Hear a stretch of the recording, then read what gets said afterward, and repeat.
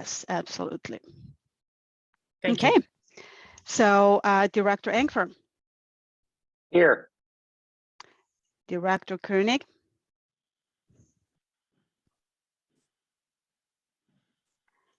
Director McPherson,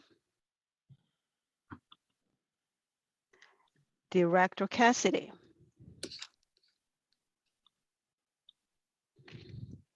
Director Cassidy, I think I see you. Can I hear you? I'll circle back here. Director Koopman. Director Koopman, I think I see you. Can I hear you? Yes, present. Okay, got it. Director Pollock.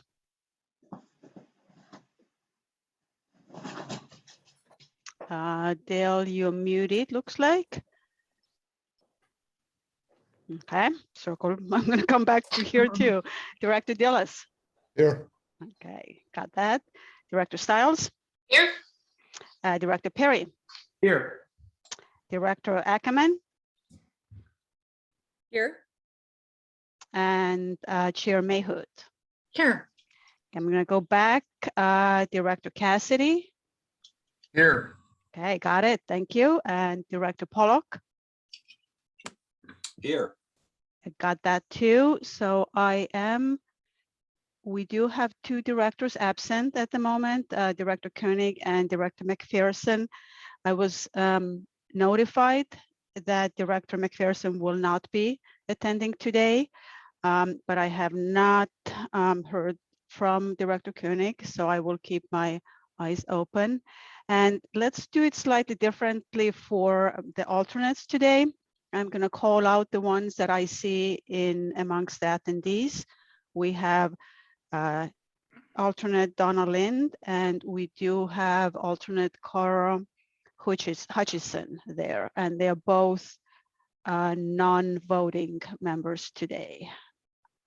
And that is it. So we have a quorum. Excellent. Are there any additions or deletions to the agenda? There's none from staff. Okay.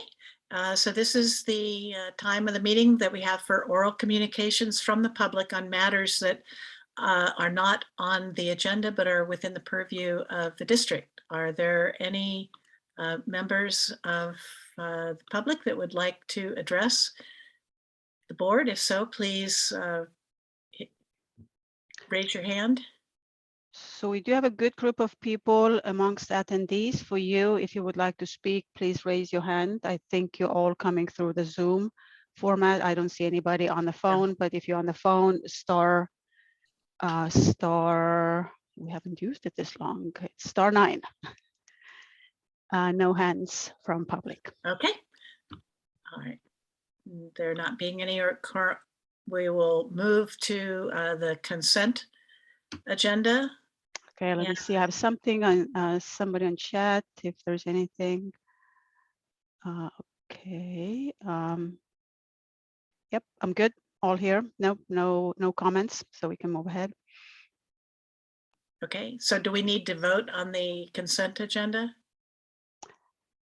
We do need a motion unless anybody wants to pull. All right, well, let me first Yes. ask if anybody wants to pull anything off the consent agenda. All right, and if not, then can we go ahead and move the entire consent agenda? I move the consent agenda. I'll second. Thank you. So that was Director Perry was first and Director Stiles second. Yes. Okay, Yes. and let's do a roll call. Director Engfer. Aye.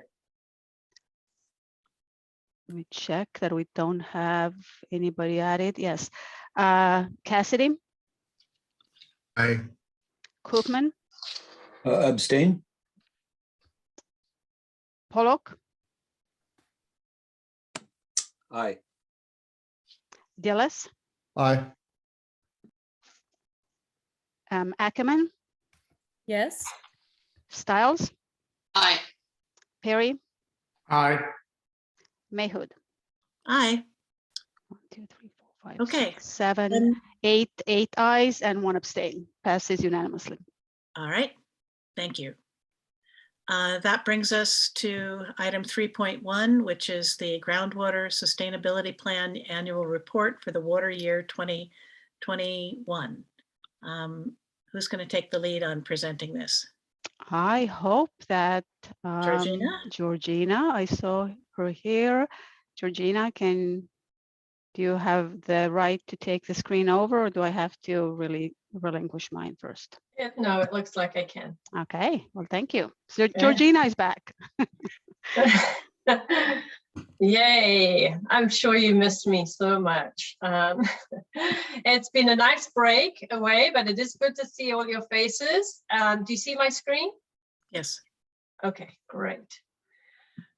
Okay, yes, this is the first annual report, water year 2021. Some of you provided comments. Thank you very much for that. We'll be taking those into account when we finalize this. It's actually due on Friday next week, but I hope to have it all uploaded early next week to the DWR website that you're required to post this to.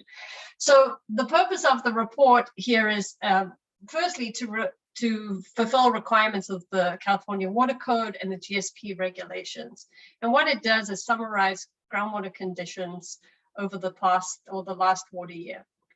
And also to demonstrate to DWR that there is progress being made towards achieving groundwater sustainability laid out in the GSP. It's really the only way to check to see how the basin is doing, or the GSA is doing on achieving those goals that it set up. So there are laid out a lot of, in the GSP requirements, there are a lot of things that we have to address in the annual report, and I'm really only going to give you highlights. You're not going to see, for example, some of these figures on maps and things you'll find in the annual report, and I'm not going to go over them. Some of the things, you know, it's really for DWR to understand what's happening in the basin, and the distribution of groundwater extraction. Where is it happening? You see the little dots here with different colors showing different aquifers. There's appendices with hydrographs and chemographs. You have to provide contour maps by aquifer. You have to show where there's changes of groundwater storage over the last year spatially, and so there's a map, and then also the a bar chart there with annual change of storage with different bars showing the different type of water year, with wet years to critically dry or whatever it might be. But we also have to talk about not only groundwater, but also total water use and how much surface water supply is used for groundwater recharge and in lieu use. So these are all tables. And if any of you ever go onto the Sigma portal, which is a public facing portal site, you can click on this basin and it will, all of this information they summarize in a certain, like a dashboard type of a way, and you can, and the public can see kind of how the basin is doing, or any other basin in the basin. So in the state, sorry. So that's quite a fun tool to use sometimes if you're interested and have the time. So the annual report is really part of the adaptive management approach that we've talked about in the past. The planning part, we've done the initial part for that, and that was getting the GSP done. Now we're in the doing stage of this process where we're implementing the GSP and monitoring, and from that we can, from the monitoring data, which is all included in the annual report, we're learning about the basin, how it responds to climate, to different changes in groundwater management or projects and things like that. And then within the bigger loops, or those bigger arrows, you see these smaller inner learning loops where we're learning things. There'll be small changes to the strategies and how groundwater is managed in response to what we learn in each of the annual reports. So there'll be there'll be quite a few annual reports, and then there's the 5-year update. If you remember that, in 2027, that the first annual update will happen, and we'd be taking into account all of the things that we've learned in the annual reports preceding that. So then there's also aspects of monitoring that would be refined. We're adding wells. Some wells might become redundant. And so that also adaptively changes over time. And then there is implementation changes that might happen or be changed from, and usually those happen, by the different water districts. They manage their basins, or they're part of the basin and their wells a certain way, but at the 5-year update, there may be a bigger change. But we're quite far away from that right now. And but this is just to kind of show you how this adaptive management approach works. This is probably all fresh in your memory. There's not so long ago, we were really deep into sustainability management criteria, but there are 4 sustainability indicators applicable in this basin. 2 of them rely on groundwater levels. That's the chronic lowering of groundwater levels and the depletion of interconnected surface water. So that's why groundwater levels are so important. Then the reduction of groundwater in storage needs a volume of groundwater extracted. And then degraded groundwater quality, we measure by the concentration of that water, the different constituents, chemical constituents in that water. So these are the data that are really summarized in the annual report. And also the levels, the groundwater levels have to be uploaded also twice a year to the Sigma portal as well. So again, public can see what your groundwater levels are like as well on that site. Just a quick reminder on some of the terminology. I think there are 1 or 2 new people, and so these are sustainable management criteria, the words that the terminology that's used in the GSP. Minimum thresholds, the orange line there is a level below which would cause significant unreasonable impacts to the basin or the beneficial uses of the groundwater. The green is the measurable objective, where it's aspirational, where they'd like groundwater levels to be. There are interim milestones that you're supposed to track, but really I'm not sure how close we'd ever get to those, because we can't really predict the climate that would influence those pretty much. But the difference between the measurable objective and minimum threshold is the operational flexibility that you have. The basin would need to be, groundwater levels would want to be up near the measurable objective in case there is something happens that's a 10-year drought or something like that. Wants to give you some kind of buffer, and maybe in 1 year you need to use a lot of groundwater. But I'm talking about all of this objective that only needs to be achieved 20 years from the date the GSP was submitted. So in 2042, here is your target when the basin should be at this measurable objective. And then you're required to also maintain the sustainability for further 30 years after that. But most of us won't be around then, so hopefully we set it up well for the next generation. So jumping right into the conditions here, I think you all know that the last year was a dry year. In fact, it was critically dry. Scotts Valley precipitation was about 41% of its long-term average, and Boulder Creek was even less at 32% of its long-term average. And we're sitting in the middle of a fairly long-term dry cycle. The cumulative departure from mean annual precipitation, so it's a positive, it gets added as a positive number if each year if precipitation is higher than average, and it gets subtracted if it's less than average, the difference between the average and that amount of rainfall. So you get this cumulative line that's over the bars here. And there was a long wet period from the late 1940s up through 1985-ish. And then there was a dry period that went to about 1992, and then it recovered slightly. There was a 4 years in a row of wet years. The colors that you see in the back indicate the water year type, with blue being wet and the darker brown being critically dry. Yellow is normal and the orangish color is dry.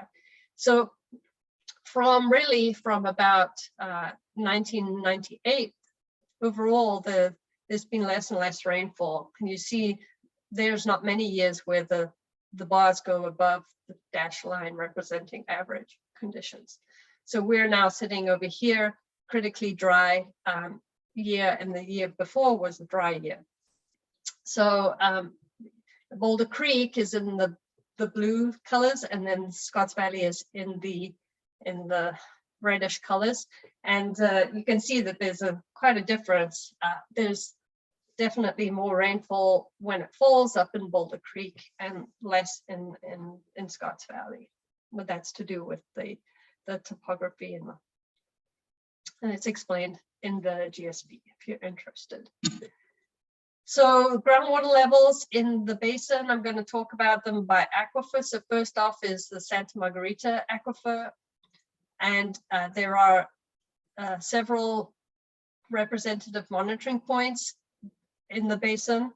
I think there are 17 in total, and there are a fair amount in the Santa Margarita aquifer. Here, they're just 3 of the hydrographs, and then the lines that you see, the orange is the minimum threshold, and the measurable objective is a green dashed line. What we found last year is that groundwater levels in the Santa Margarita here in Olympia and Quail Hollow well fields decline about 20 to 30 feet. You can see the decline at the end. If you just look in this, each bar represents a water year. So you look, that's what we looked over that period. And that's because there's less recharge because of that low rainfall we were just talking about. And there was also increased water demand or groundwater demand from these well fields, and also the Pacientempo well fields as well, because of the San Lorenzo Valley Water District's damage that was caused by the fires in 2020. They were not able to use as much surface water as they would. Well, there wasn't that much rainfall, but when there was, they couldn't really use it because there's no infrastructure. So groundwater was pumped more. And it's expected, though, that in the Santa Margarita aquifer, that there would be recovery in those wet years. We've seen that historically, where it is, say, for example, here in Olympia, it did decline a lot at the end of this dry period, but then after, this is 4 years of wet, it recovered. But the same could be said, there are other years in 2017, which was a very wet year. It recovered pretty well as well after just 1 year. So that's not too much of a concern. And again, we'll be studying this over time to make sure that this actually does happen, and what, we'll have many more years to analyze to understand how the basin works. Lompico aquifer is pretty much only used south of Bean Creek in the Scotts Valley, Mount Herman area. And here are two wells. One's the Scotts Valley Water District well, and you can see how since from about 2015, there has been a recovery in this part of the basin in the Lompico aquifer that even continued even though it was a critically dry year. Part of that is that the Scotts Valley Water District is pumping less in this well, and that just shows that it actually the Lompico responds quicker to changes in pumping than it does to rainfall, because it is confined aquifer. It takes quite a while for it to recharge there. The Pacientempo well that is near this is a monitoring well that's near the Pacientempo well field. There was an increase. It started in 2015, but then now we've seen that a decrease because of increased pumping in the Pacientempo well field over these last 2 dry years. So this is something that we will keep our eye on. You see the dashed line at the bottom, the minimum threshold. We're not at that level yet, but approaching it. So we want to keep an eye on that. But again, if it goes below the minimum threshold over these next 20 years, that's not cause for too much concern. Like the state's not going to run in and say you're unsustainable. They can only say that after 2042. So this is like I pointed out on that adaptive management chart. It's the period where we're learning. We'll always be learning how the basin responds to different things.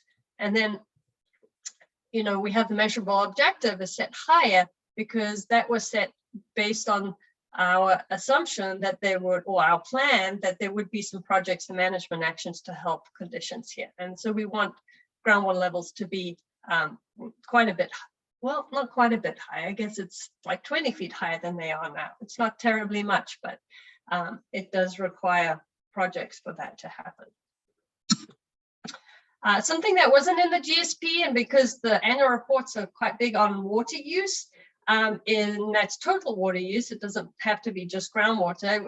I split the water use up by north of Bean Creek and south of Bean Creek. And this one here is for north of Bean Creek. And it shows that most of the groundwater use in this part of the basin is by San Lorenzo Valley Water District, and it is utilizing both groundwater and surface water. The groundwater is mostly, and this is for all use, all the users of groundwater, it's mostly from the Santa Margarita. And there was, you'll see in this last year here, there's less surface water for the reasons I've told you about the infrastructure being damaged. And there has been more groundwater usage in this last year, probably more than over the last quite a few years. Several years, or going back maybe even 10 years or so. So that was, you know, one of those circumstances that I said are beyond our control kind of thing. So that's just interesting to see how the basin has responded to that. South of, oh, and so another thing to point out is that, you know, groundwater use is over the last, well, it's quite a while,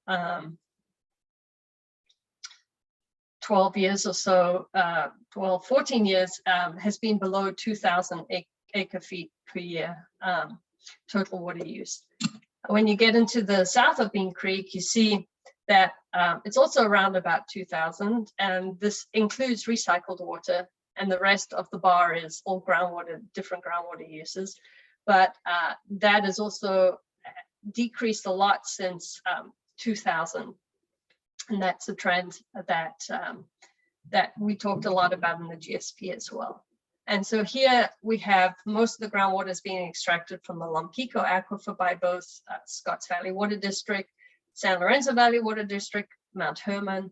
So there is quite a lot of the groundwater in this bar is from the Lompico, and you'll see another table showing that coming up. This is the table, and this shows all the different extractors, and then by the amounts that they are extracting from each aquifer. And it shows that last year that San Lorenzo Valley Water District extract about 44% of groundwater from the basin, followed by Scotts Valley Water District at 36%.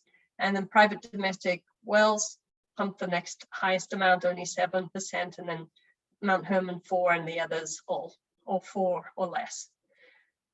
By aquifer, shows Lompico aquifer, 48% of the groundwater from the basin is pumped from that aquifer, followed by Santa Margarita at 40%, and then Monterey, Butano is 8%, and then Monterey is a small amount, 3%, and then there's a Purisima, 30 acre feet is pumped by some private wells. And the boundary with Mid County Basin. And then total water use includes all that groundwater use that we just looked at, and adds in surface water by San Lorenzo Valley Water District. Now this top part here is just water that is used within the basin. Nearly 600 acre feet last year, which was less than normal, was used by San Lorenzo. And then there's about 200 acre-feet from Scotts Valley Water District of recycled water. Then there's a little bit, very small amount that's imported from outside of the basin, the very north. There's a small water system that brings in water from north of the Santa Margarita Basin. So total water use is just under 4,000 acre-feet per year. But then there's also the city of Santa Cruz that last year had about 2,600 acre-feet of diverted San Lorenzo River water that they divert at Tate Street outside of the basin, and we report that as well. And that is included to the state. It was in the GSP as well. It's a little bit complicated, but it is important to note that that is sourced mostly from the Santa Margarita Basin. So change in groundwater and storage. This chart here is showing you the annual change of storage. If it's above the line, it's a increase in storage. If it's below the line, it's a decrease in storage. And the color is indicating, like in the previous charts, the water year type, with blue being the wettest and the dark gray, dark brown being the driest. And then there's a cumulative change in storage, which has continued to go down here. With the last 4 years, even though one of those years was wet, there was a decline in storage overall. So that was this last year was about 500 acre-feet per year was lost. The greatest changes, well, the greatest losses happening in Santa Margarita, and that's because it's really highly dependent on rainfall to recharge it. And the area near the Quail Hollow well field had the greatest groundwater storage declines, and you can see those in those maps that are in the annual report that show for each aquifer the change of storage. The storage changes in the other aquifers were more stable. That's because they're mostly confined and dependent on long-term extraction trends. Like I was talking about, the Lompico responds more rapidly to pumping than it does to rainfall. So we don't see those big swings like in storage changes that we see in Santa Margarita aquifer. Okay, the report also, this is required. We're comparing current conditions to the minimum thresholds and measurable objectives for all of the representative monitoring points. And this is the colors, green is good and red is bad. And there's really in this top table here, nothing red. And that means if it's red, it would mean the minimum threshold is not met. And any of the other colors mean that it's met, the minimum threshold's met, but maybe it's not achieved a minimum, an interim milestone or a measurable objective. So we're looking good here. You saw on the hydrographs how far off we were from minimum thresholds, but the colors just give you a quick indication of what's happening. The other indicator that relies on groundwater levels is the depletion of interconnected surface water. And there's these two little wells down here that represent those, that indicator, and they have stayed pretty much the same as they change very little over time. And you can see that in the hydrographs too, but they are both above minimum thresholds. And so that's fine. And really the only way you will see anything, most things reaching interim milestones or measurable objectives is when the projects are implemented, or that we have at 10 wet years or something like that. So it's going to take something to move groundwater levels upwards. Now, in the storage indicator, the Monterey and the Butano are pumping less than the minimum threshold, which is good. That's what we want, less pump. We want to pump less than the minimum threshold, which is actually the sustainable yield that was included in the GSP. There are two that the Santa Margarita and Lompico that are the biggest aquifers for the basin. Those are still above the minimum threshold, but those will require some projects to reduce the amount being pumped from them, either to use surface water conjunctively or to bring in other sources of water from outside the basin. Groundwater quality is good, continues to be good, no real changes there. All the chemical constituents of concern are shown at the top here. And everything is green, meaning the measurable objective is met. The only ones that are not, and this is typical for this area, is the Lompico and Santa Margarita aquifers have iron and manganese in them. So, and it's in the GSP that it's not an undesirable result if those are exceeded, because these are naturally occurring at these concentrations. The districts treat that water to meet the drinking water standards. So on GSP implementation, there's really not much to say, because this is the first annual report that coincides with the GSP development phase, when we were doing GSP rather than implementing projects. So no new major updates, but I know that the member agencies here are planning to implement projects and management action in the future here. And you'll probably be talking about that later on in this meeting as well. But one thing that I am quite involved in is siting and designing 9 new monitoring wells that will be drilled by the end of this calendar year, actually, not the water year, but probably the calendar year for sure.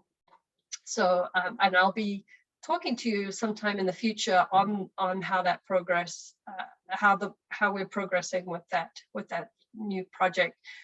Some of those wells will help us understand the surface water, groundwater interactions, and others will be in areas where there are no monitoring wells, and primarily in areas where there are private wells and they have no idea what the groundwater levels are. And we don't know, they don't know, so that's why we cited those in those locations, and that also is explained in the GSP, if you remember. So it'll be exciting to get these in the ground and the monitoring data. So main takeaways, there has more reliance on groundwater in this last year than in recent years, because it was critically dry and then there was damaged surface water infrastructure. Groundwater levels generally remain stable or increase slightly south of Bean Creek, but the Santa Margarita aquifers throughout the basin had those declines because of reduced recharge, but they should rebound in wetter years. It's not, we know, and you can see this by the storage indicator, that the Santa Margarita and Lompico aquifers, aquifer extractions will need to be decreased over the long term to achieve sustainability. So that's where the projects and management actions come in to increase supply and or reduce demand. And I know you'll be busy on that over the next few years, definitely. And with that, I'll take any questions you might have. Okay, are there any questions from members of the board? Jeff, go ahead. Yeah, hi, Georgina. Was the change in storage data based mostly on modeling or based on measurements? Just curious. No, it's based on modeling, and so the model is updated every year with climate data and groundwater extractions. So we are to do it by groundwater levels is got way too much uncertainty in it, even more than modeling, if you can believe it. So we don't advocate for that. Okay, thank you. Okay. Any other comments by members of the board?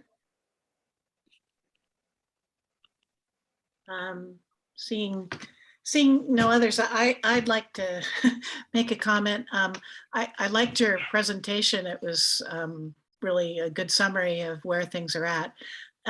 In contrast, I was not so happy when I read the report because, frankly, I didn't make it past the executive summary, because what I noticed was that it was written, the word CZU fire did not appear anywhere in the executive summary.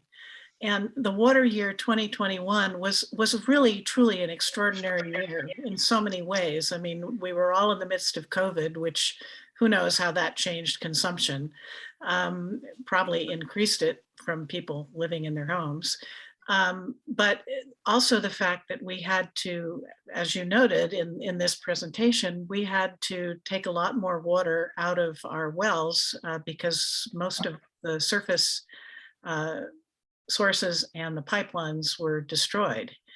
And so I felt that it was really important that this be mentioned because some of the things that the conclusions that you come here having to do with whether the groundwater levels are dropping or, or the other that, that we're going to need projects in the Santa Margarita, which I would very strongly dispute because it recharges quickly. And the reason that, it's down right now is because we pumped a lot of it out very shortly after the fire.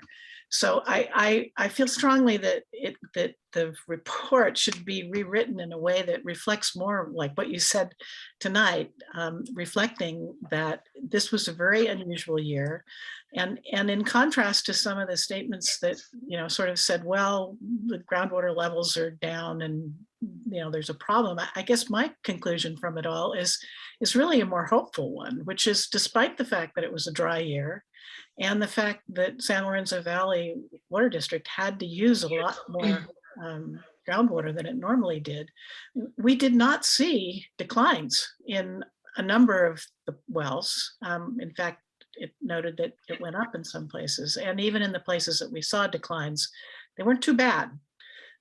So I guess I would just want to say that what this says to me is that we're doing a good job in terms of conserving and doing other things, and that once we come out of some of these problems of the lack of surface supplies, that I think we should expect to see things better. So I would urge that the report be rewritten to emphasize that this was a very unusual year, and we shouldn't be worried about whether things, are creating undesirable results.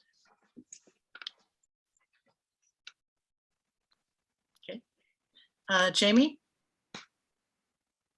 I was just going to say that I would agree with that. I also shared your surprise at not seeing more mention of the fact that the CZU fire has substantively changed the way our water usage in the San Lorenzo Valley in a short term but substantive way.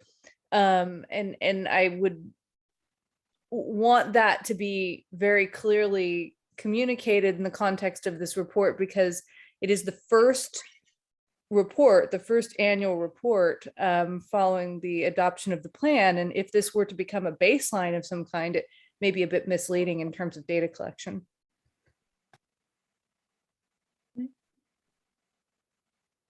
Georgina, did you have any response to either of our comments, or you look like you're taking notes? So I am, yes.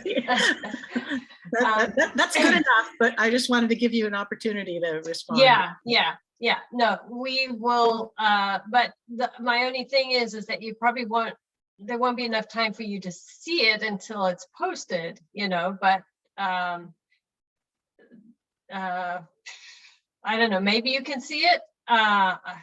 But it has to be uploaded on Friday. I'd like to do it Thursday because Friday, if there's a glitch, and sometimes it's a glitch, then I need an extra day.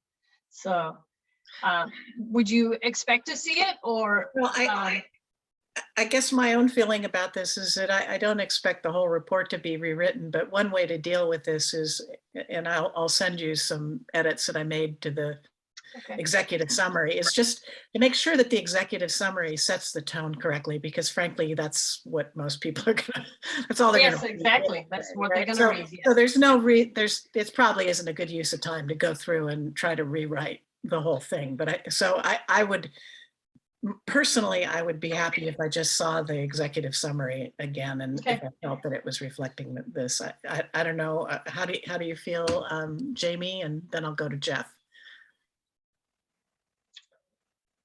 Sorry.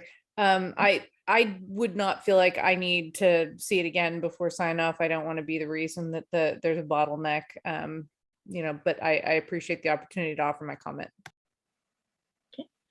Go ahead, Jeff. Yeah, I would just like to venture to say that the report didn't seem that negative to me, since it's our first report and we're not required to necessarily meet any criteria yet. And I'm wondering if this is going to be a problem when the state sees this, they might feel that it's adequate as is. And I'm wondering whether or not we really need to spend more money and time and rewrite this quickly, trying to get something changed, when maybe it's not a report that's going to cause any problems at the state level or any yellow flags. So maybe we could ask Georgina if she thinks that the report as is would basically be acceptable to the state, and would we need to rewrite it in order to try and explain things? That would be my question. We've written 2 annual reports for Mid-County and have never heard from DWR. I don't think they've even looked at them yet, to be honest, because they have so many GSPs they're trying to review, right? So I couldn't answer that, but I just know that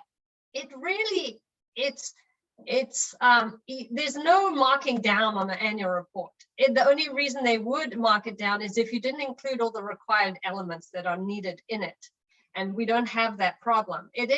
What it is for you as the custodians of groundwater in the basin to be able to use it to plan what are you going to do next, or what's working, what's not working, so to change the executive summary, no big problem. And yes, I wouldn't feel good not changing some of the other text. I will do that. It's not a total rewrite, but we will make sure things in this executive summary are also included in the relevant portions where they should be. So that should be fine. I hope they're not more than a few hours it would take to do that.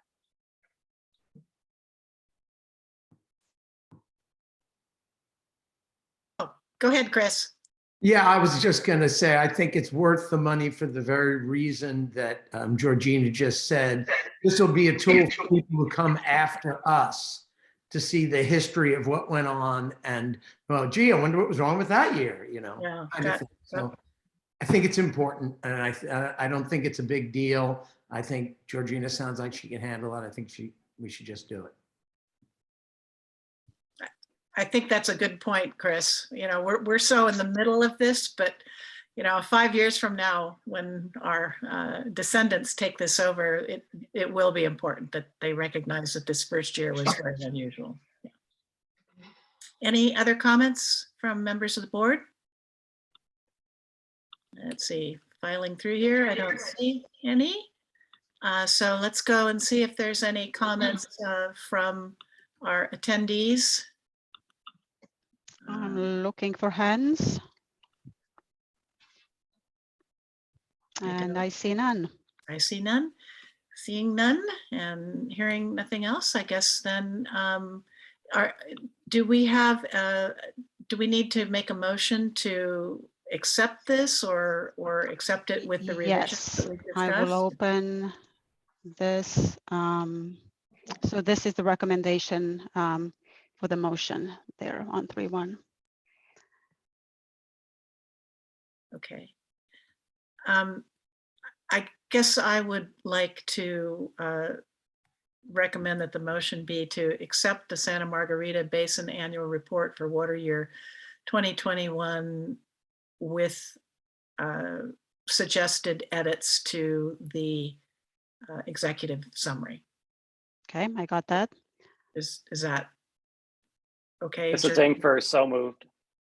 Okay. So that was Director Engfer. Yes, ma'am. Okay. I would second that. Okay, that was Director Perry. And we're going to do a roll call. Director Cassidy. Aye. Koopman. Aye. Pollock. Aye. Dillis. Aye. Stiles. Aye. Ackerman. Yes. Perry. Aye. Engfer. Aye. And Mayhood. Aye. We got unanimous, 9. And this is Koenig here as well. I've Oh. joined late, but So aye to the motion. I got that. Thank you. And if you wouldn't mind, could I get for the record's sake, what time do you think you joined? Yeah, I Was it joined just at recently? 6:30. Thank you. 6:30. Thank you. The motion passes. Okay, thank you very much. That brings us to the next item, which is SB 552 Drought Response Working Group. Yes, that'll be mine. Let me just, You should be able to grab the screen. I'm sir. trying. Looks like I can do it. Okay. Yep, it's working. Okay, great. There we go. All right, hi everybody. I'm going to be talking today about Senate Bill 552, what it is and what our at the county, what our plans are for compliance with this. This is an interesting new bill that came out quite recently, and there's some intersections with SGMA and then some requirements for inclusion of participation from GSAs. And so I'm here tonight to kind of explain what this is, what we're going to be doing at the county, and ask for the board to select someone who will participate on this working group that we are forming. So let's talk about it. What is SB 552? This is legislation that was signed into law on September 23rd of 2021. It adds a new section to the water code. There were requirements that went into effect on January 1st of this year. So this has been something that we're moving really fast. It's one of those riding the bike while you're building it situations. So I don't necessarily have answers for every question, but I think I have a pretty good sense of what we're planning to do and how it fits in with the bigger picture. So I'll take questions at the end, but I just want to give you that context that this has been something we've had to move on quite quickly.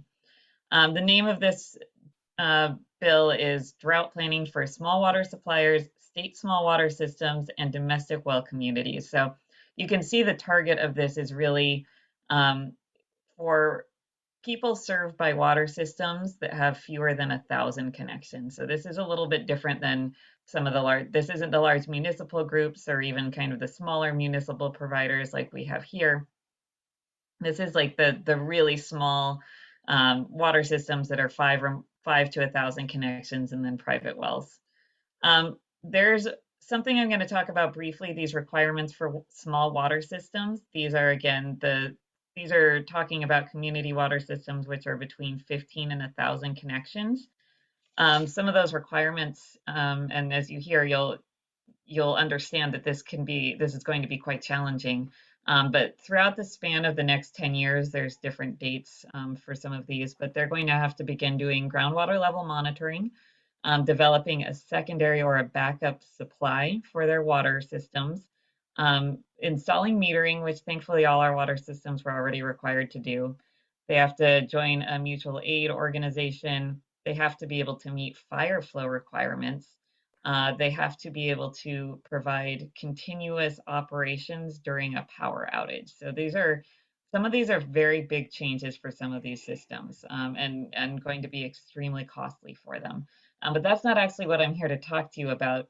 There were requirements for these small systems, and then there are also requirements that are specifically targeted to counties. And that's really what I'm going to focus on today.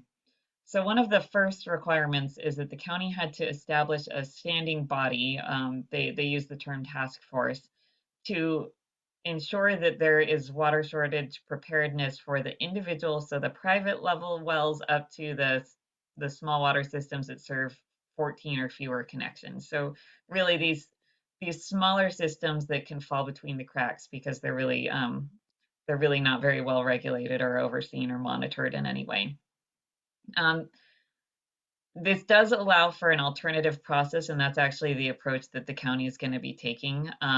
We are going to be using the county's Water Advisory Commission as kind of the oversight body for SB 552 compliance because we already have a Water Advisory Commission in place.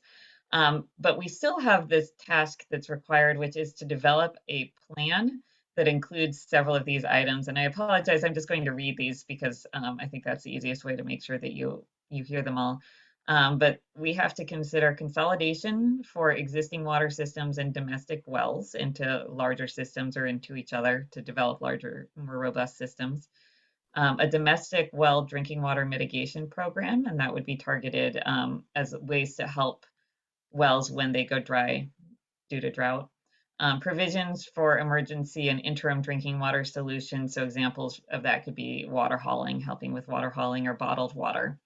An analysis of the steps to implement the plan, and then an evaluation of how can we fund this. So let's talk about what are the systems that we're really focused on here. You can see in this map, I have the county's records of where we believe there are private wells, and you'll notice that in the 2 groundwater sustainability agencies, we have a lot more information on that because of all the work that we've done. But you'll see there are private wells all over the county that are outside of these groundwater sustainability agencies.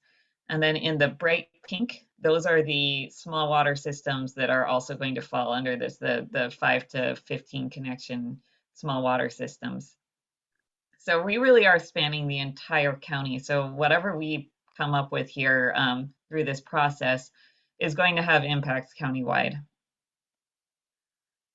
So our approach to how we're going to meet these requirements is, like I said, we already have a standing body, the County Water Advisory Commission, which I am the staff person for. And they agreed to take on the responsibility of being this implementing standing body because we didn't want to have 2 standing bodies that advise the county on water issues. So we're very lucky in terms of our process and our timing that we already had this group in place, and they're very anxious and eager to help, and we've got a really good group of people. However, we still want to involve outside representation. That's something that the legislation is pretty clear about that we need to do, and also we agree that it would lead to a better product in the end. So we're going to establish what we're calling a working group, the Drought Response Working Group, which is a kind of sub-working group of the Water Advisory Commission. And the makeup of that group is as follows. It's 3 water advisory commissioners, so 3 people from our Water Advisory Commission, 1 representative from each of the groundwater sustainability agencies within the county's jurisdiction, 1 environmental justice or affordability representative, and 2 at-large representatives, which 1 to be focused on the environmental impacts of all of this, and 1 to be focused on any member of the public, but with priority given to a well owner in one of those areas that's outside the groundwater sustainability agencies on that map that I showed you earlier. The reason why we prioritized that is because a lot of those people are on probably the least secure source of water in the county because they're pulling groundwater from areas that don't have kind of well-established aquifers. The ones that are kind of ample in water supply are part of these groundwater sustainability agencies, but a lot of the other systems are pulling from, say, fractured granite, and it's really a situation where in some cases we're already seeing wells go dry, like up in the Summit area. And so we really want to make sure that those folks who aren't already being represented by the groundwater sustainability agencies are represented at this process. So let's talk a little bit about where this fits into all of these other processes that you are aware of and are paying attention to. I'm calling this the pillars of water supply sustainability. So it's really, all of these different processes sort of work together, filling the gaps that the other ones leave behind. So we can start with SGMA. It's really focused on groundwater depletion, which is important, but it does have this exemption of, or kind of a caveat that water declines due to drought circumstances don't necessarily bring us out of sustainability, and it's not necessarily our responsibility to make sure that groundwater levels stay above our minimum thresholds during a drought. And that is great from the enforcement perspective from us, the Groundwater Sustainability Agency, but for a private well, that could be a problem. So that is a gap.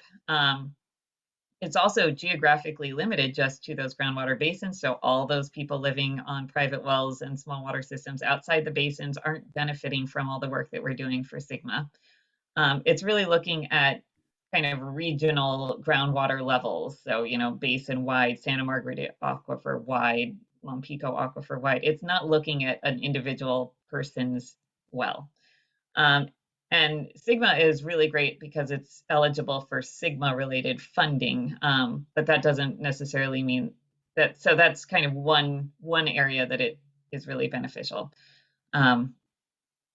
So then the next thing I'm going to talk about is regional water supply planning. So this is some of those projects that are in our groundwater sustainability plans, but aren't necessarily only limited to our groundwater plans. And this is really looking at regionally large municipal suppliers, by our standards anyway. How are they going to provide water during droughts?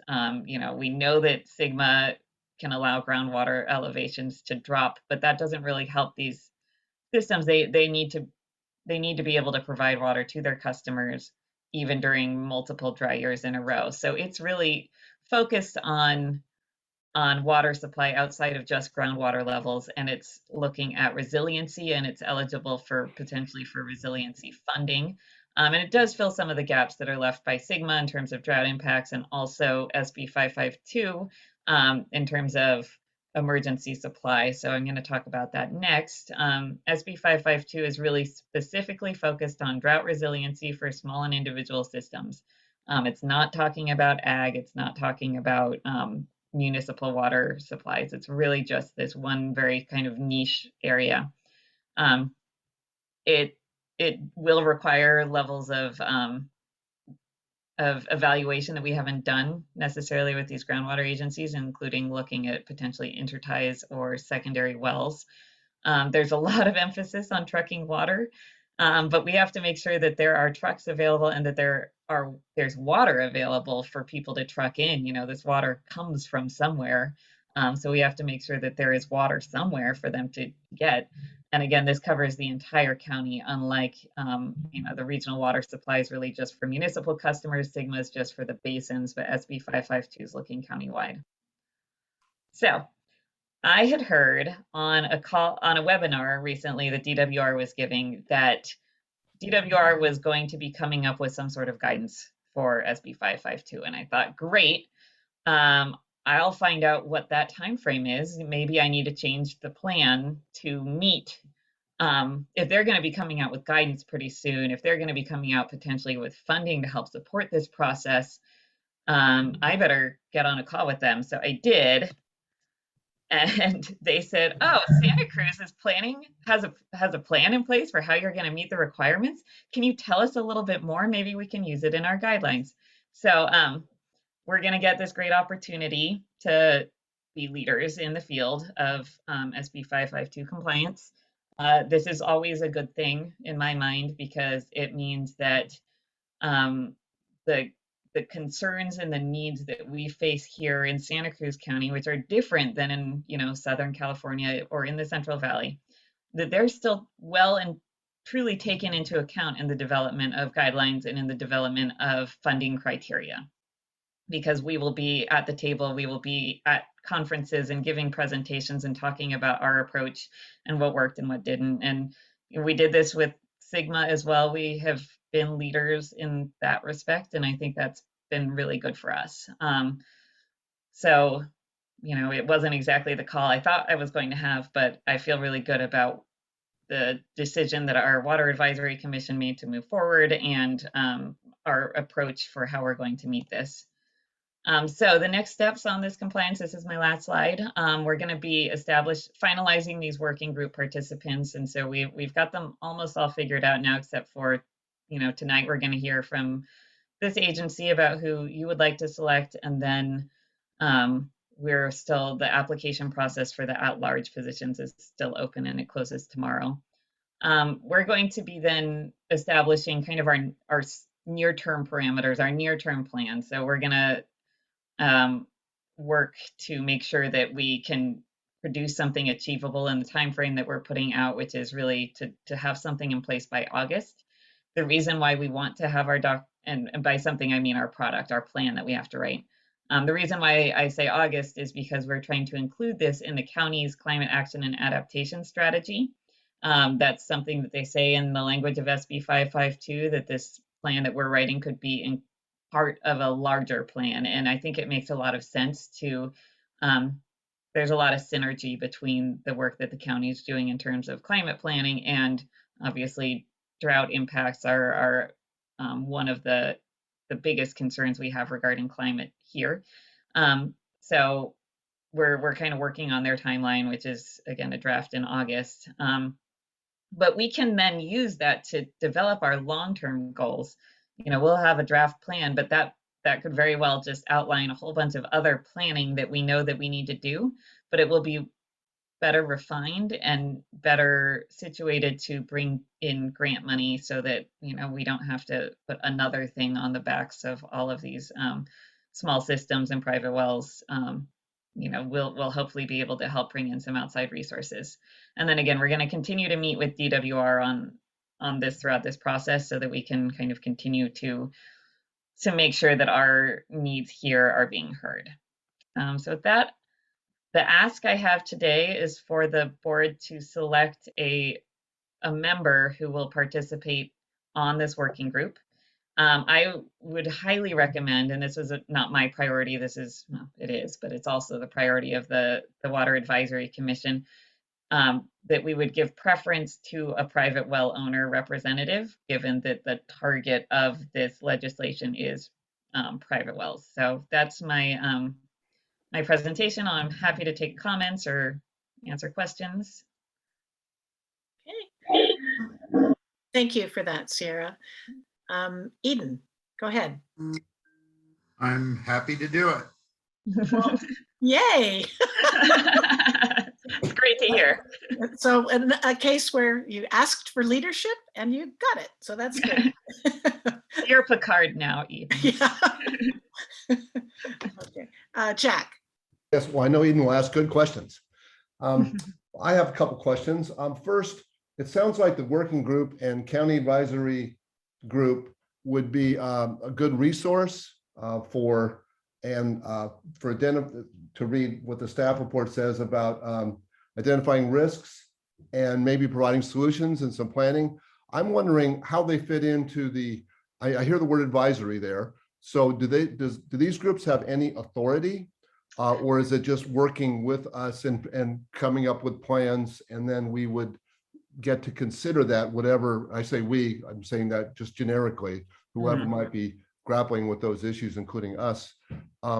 So is there authority there, or is this just I recognize it's required by this bill, by this law, but how does that play out? We hear these. Go ahead. That's a really good question. I'll start with what the County Water Advisory Commission's role is. Generally, they're an advisory body to the Board of Supervisors at the county, and they focus on water issues. So in many ways, they don't have any power generally. They are an advisory body. So their power is in that they have the ear of the Board of Supervisors, but that's kind of the extent of it. The role that they're going to take in this plan is essentially that this working group is going to provide staff the input that we need to write a plan. The working group will bless what we put together. It'll go to the Water Advisory Commission, and they will kind of give it a cursory blessing. And then it actually gets wrapped in at that point to the Climate Action and Adaptation Strategy as a chapter in there. That document is then under the purview of the Board of Supervisors to bless and review and adopt. So August is when I think the goal is for the public draft to be released. And so that's what we're working towards, is in August or September, the public draft. So there will be an opportunity at that point for public comment on the entire document, including our chapter. And then there will be some revisions, and then it'll go to the Board of Supervisors. So I guess does that answer your question in terms of where partway, not completely. It sounds like this would be a useful tool, if you will. Yes. But again, would the Board of Supervisors then be when this plan gets adopted, is it just a plan or is it in fact a mandate in some areas? I think that the SB 552 has specific mandates in it. So in Right. that we are trying to be compliant with the law, there will be some things that we will have to commit to. I think the way that we're going to be enforcing it in terms of the mandate part is that one of the tools that we will have as we're developing this plan in terms of how are we going to implement it is to review some of our county ordinances and see if there needs to be updates to them to allow us to move forward. So that's really where I think the power will come in. It's not, there are some very strict deadlines in terms of the requirements under SB 552 for the water systems, but the plan doesn't have quite the same, the part that the county's doing doesn't have quite the same stick. So there will be, that's something that we'll have to work with the Board of Supervisors to make sure that what we put in this plan is actually implementable and meaningful. Yeah, okay, thank you. Yeah, thank you for that question. Yeah, one other question. Just when you showed the 3 boxes and you had what was called regional supply planning, is that a group or is that just the fact that we need to get that done, or is there, I was trying to figure out what's the structure of that? So that's a little bit how, and we're actually going to be talking about it. It's a good segue into a later topic on the meeting tonight. Okay. But that's looking at things beyond just implementing our groundwater sustainability plan to bring our groundwater elevations up to our minimum thresholds. This is we've talked about how the groundwater agency isn't going to be leading projects, the water supply agencies are, and that's because the water supply agencies need to make sure that they have water above and beyond what's required just to meet our minimum thresholds here. So it's not exactly a group, so to speak. It's more of a concept or an effort that's bigger picture. Okay, got it. Thank you. Okay. Are there any other comments or questions from members of the board? Seeing none, let me just go out to the members of the public that are attendees. Any questions? If so, please raise your hand. I do not. I don't see any hands. Me either. Okay. Okay. So Jeff, you have your hand just raised. Yeah, I just wanted to say I support Eden's suggestion that he be on the board. I think it's a great idea. Okay. Would you like to make a motion to that effect? Sure, I'll make a motion to that effect. Okay. So just to restate that the motion will be to appoint Eden Cassidy as the representative to participate in the County Water Advisory Commission's Drought Response Working Group. I'll second. Okay. So we had Koopman and Stiles second, and we're going to do roll call. Okay. Let me just before, now that we have a motion, let me just once more go back out to the board to make sure there aren't any questions or comments. Okay, seeing none, let's go ahead and have a vote. Okay, Director Engfer. Aye. Koenig, Aye. Cassidy, Aye. Pollock, Aye. Dillis, Aye. Perry, Aye. Ackerman, Yes. Stiles, Aye. Koopman, Aye. and Mayhood. Aye. Passes unanimously. Okay, excellent. All right. Next item of business is approach for GSP implementation in the near term. I think that will be me.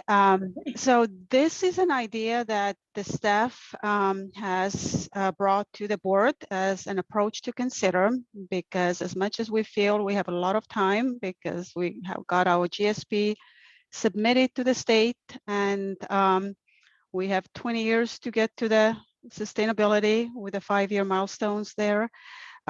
It's not this much time. Projects in the water world, they take a lot of time to implement, and none of the projects are quite to that step yet that they're ready to be implemented or constructed. More feasibility needs to be done for any of the ones that any major ones that we listed in the GSP.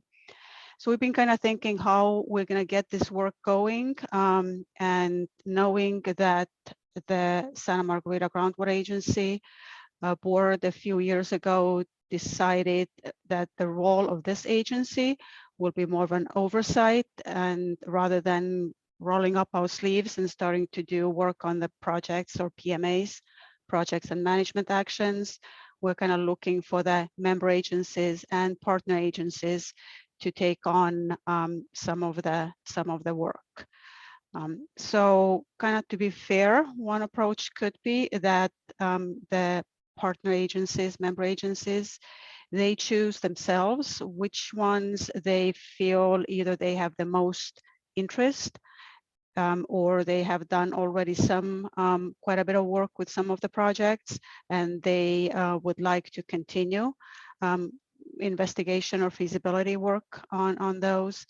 And then collectively we pick then 3 or 4, each agency picks one or more projects they want to spearhead and do more work on, and kind of get that work going, because why it's really important to really decide it in the next couple of months is those activities would be eligible for the next round, a GSB grant funding.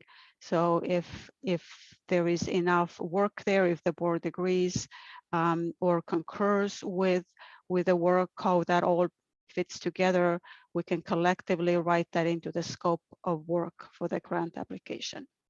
So that's kind of the approach, what the staff is thinking about.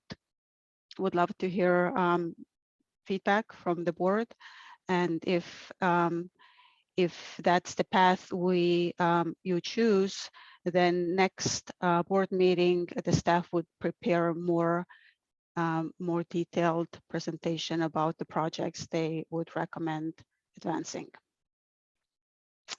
That is all from me. Are there, let's see, comments by, go ahead, Doug. Thanks, Gail. I would just observe that, this sounds hauntingly familiar to the process they're going through at MGA in the context of trying to understand, how to pursue PMAs there. I mean, they're a little further along than we are. And many of you may know that I've been sitting in as alternate there while Director Baskin is recovering from some medical procedures, and it's worked really well. Staffs worked together effectively, brought forth constructive proposals, and it's allowed the board to function well there. So yeah, I support it, but I can also endorse it just based on experience. Any other comments or questions? I guess I have one, is that I just want to clarify what we're talking about here. I thought that we were emphasizing the approach that we would take to what might be included in the proposal that probably has to go in for September, right? Which would That be is correct. an order of 8 million and would be some kind of joint activity as opposed to, say, the proposal that we saw that Scotts Valley had about the intertie with Santa Cruz, which is kind of, it's related to the basin, but it also is separate, right? So this is more, it seems to me that this is more a kind of collaborative process of what we as a group want to consider the highest priority. And so I just want to be a little bit more clear about exactly how these will be put together and brought forward to us, especially if we have, we've got, say we're going for 8 million and there's $50 million worth of projects. It's just like, how's the staff going to deal with that? Do we just have dueling projects that we then vote on, or what? I'm just trying to understand the process a little bit better. I believe, and I'm going to ask Sarah maybe to help me here because she's been through that process with Mid-County with the round one grants. I believe the application will be submitted from Santa Margarita Groundwater Agency rather than the individual agencies. Right. And they did the similar thing. They were looking at everything they thought needs to get done and the competing or maybe not quite competing, but there's always more need than there's funding for, and how they decided in Mid-County to address that. Yeah, I can speak a little bit to it. Doug did kind of make reference to the process that we did there recently, and actually I know Supervisor Koenig was on that process as well, so he can also speak to it if he doesn't mind being put on the spot. But essentially what happened was the state said the region can get $7.6 million if you can figure out what to do with it. And the way we dealt with that was to divide up, look at the GSP, look at the projects and management actions that were in there, kind of break them up by the different agencies who went back, took the lead, kind of developed some reasonable small next steps. So assuming that no one was going to walk away with a $7.6 million paycheck for their project alone, what were some achievable next steps that they could do to get to this goal of implementing the projects in the plan? And the way it ended up working out was, first, we looked at GSP implementation. And so that's something that I think here we're also going to want to consider to cover some of the costs of things like reporting and monitoring and modeling and the 5-year update. Some of these joint shared costs that are part of GSP implementation was one project. And then the rest of them were actual working towards implementation projects, and they were selected basically by what could get done, what benefits the basin the most in terms of implementing our GSP, and then making sure that all of the kind of key components of our GSP got some funding to support them. So we didn't put all our funding eggs in one basket, for so to speak. We really did try to look at the big picture of what's going to help the basin, and then from there think about, okay, well, how can we use this money to move things forward as much as possible. And so a lot of the money is going towards implementation, but there's quite a bit that's actually going towards modeling. Almost $2 million is going just towards modeling some of this. It's a lot of, there's a lot of work that needs to be done. So that then what we kind of had in mind also was really getting ourselves set up for potentially bigger infrastructure funding possibilities. So if we can get some of this work done, that puts us in a good position. So I think does that get to all of your kind of questions? Yeah, thank you very much. Yeah. I feel like I understand better where we're heading towards. Yeah. Ruth? I'd just like to clarify, who are the member and partner agencies? We've got San Lorenzo, Scotts Valley, and the county, but who are the partners? The city of Santa Cruz would be the partner group. That's really, because some of the projects that are in the GSP would potentially be led by them. And anyone else? No, not that I don't know. We haven't discussed anyone else developing projects, and in our GSP, I don't think there's anything that would be led by any other entities. Thank you. You're welcome to bring your checkbooks.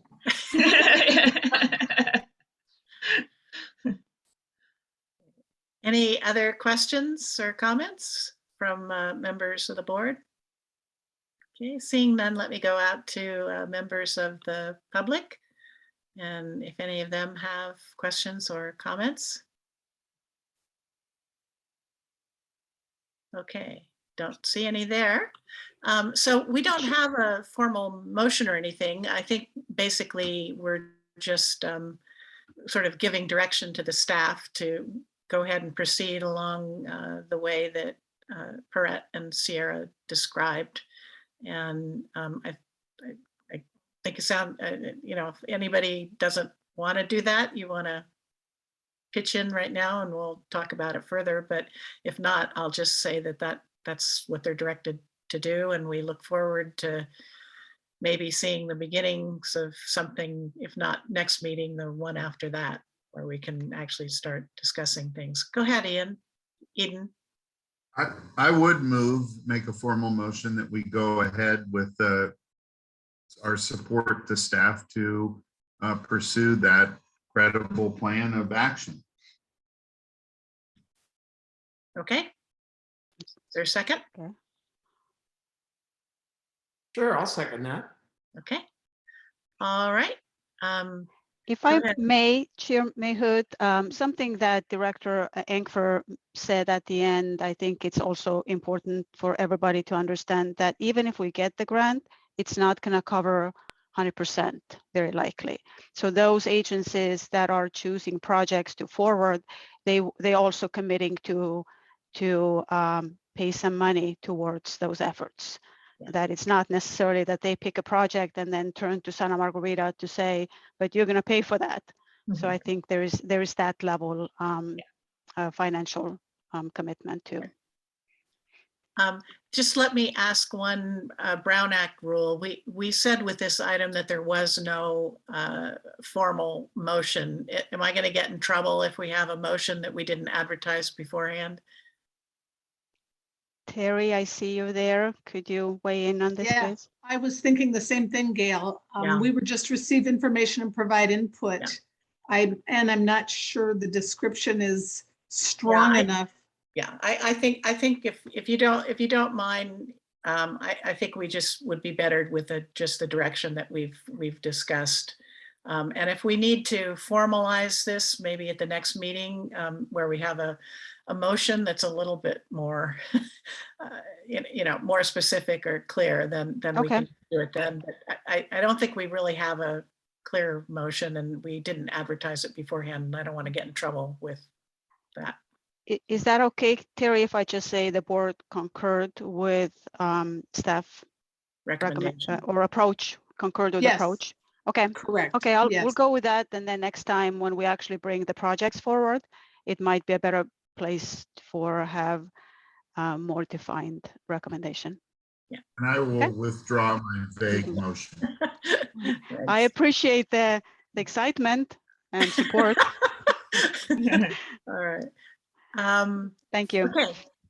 Then that brings up item 4.1, which is the RFP for administrative and planning services. Is this me, Prit? If we need to, I think it was mainly informative there. We have no staff report, but yes, it might be helpful to refresh our memory what this is about. I'll give a 1-minute overview. So this is just a follow-up from several conversations that we had that came out of the advisory or the ad hoc committee to develop an RFP for administrative and planning services support that's going to be a partnership between this agency and the Santa Cruz Mid-County Groundwater Agency, just trying to build some economy of scale here in our operations. The county is the lead on this because we are a member of both JPAs. That's why it went through the county, and it is currently open. The solicitation is open right now, and it closes, I think, around sometime next week. So yeah, the whole, we put the link to the entire packet, the entire RFP, so anybody can see that if they want. That's all. Any questions or comments on that from members of the board? Doug? Yeah, quickly, Sierra, any comment on responses we've received, or is it too soon to know?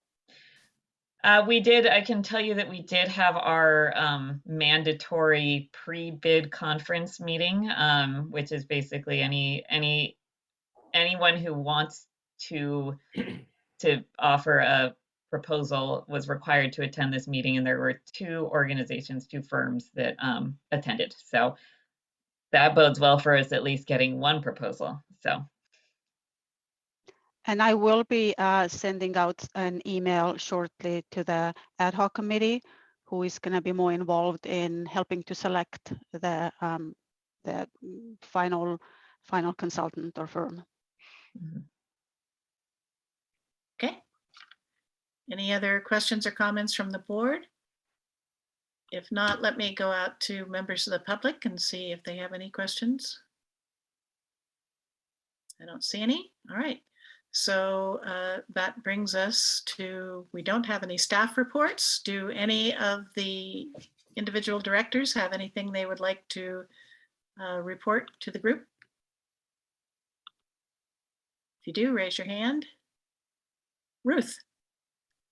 I just didn't get a chance to tell Eden how much I appreciate him working on the drought. What do we call it? Drought response working group. Thanks for stepping forward. Okay. Thank you. Thanks for that thanking. All right. Any other questions or comments? Individual reports? Okay. Then with that, I think we have no informational items. And with that, Actually, I did have an informational item. oh, did you? I'm sorry. Yeah, and it's next. So sorry about that, saying none. I did want to, I wanted to let people know that at the next board meeting, I'll be bringing some information regarding, there was, and I really have to apologize that I didn't bring this to the attention of the board sooner. But at the end of November, there had been a malware attack on Kisters, which is the group that we hired to do our data management system. And don't worry, everything's fine with our data management system. The malware attack actually took place in Germany. This is a multinational corporation. It did slow our process down, though, by several months, just because they had to, one of the servers that some of our development work was on got frozen while they were dealing with this. So none of our data was compromised in any way, nothing was lost in any way, but it did slow things down as they were working with the German version of the FBI on their response. And I had made that report to the Mid-County Groundwater Agency.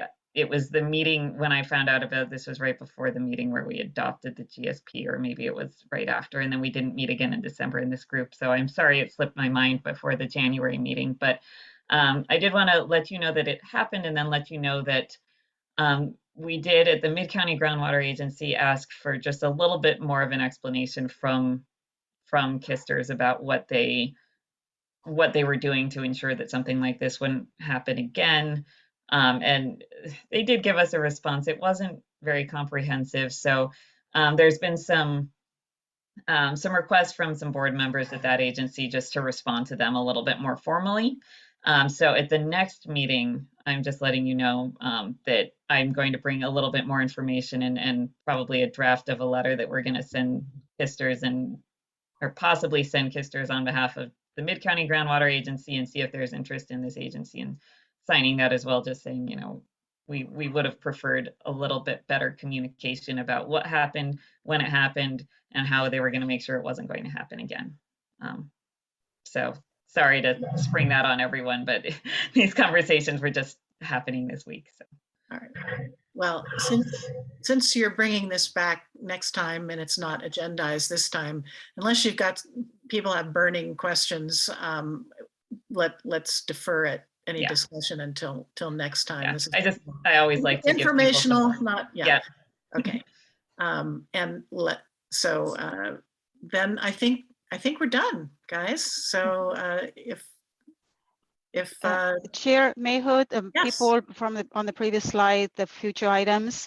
I know you and I and Vice Chair Perry and the other staff members, we met to map out the next 4 months of board meeting agendas.